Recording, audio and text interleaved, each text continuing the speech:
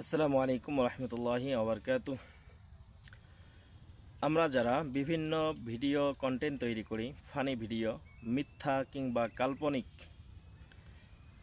বিভিন্ন কথার মাধ্যমে মানুষকে হাসাবার চেষ্টা করি, তাদেরকে তিরমিজি শরীফের একটি হাদিস স্মরণ করাই দিতে চাই।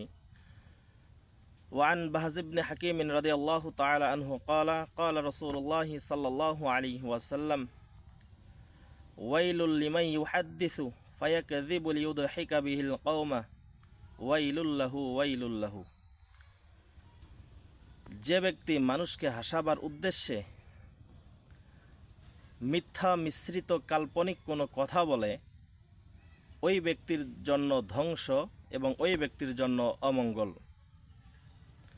এটা রাসূলুল্লাহ সাল্লাল্লাহু আলাইহি ওয়াসাল্লাম তার পবিত্র জবান মোবারক দ্বারা উচ্চারণ করেছেন। সুতরাং আমরা মুসলমান হিসাবে আমাদের জন্য একান্ত কর্তব্য হলো রাসূল সাল্লাল্লাহু আলাইহি ওয়াসাল্লামের কথার উপরে আমল করা।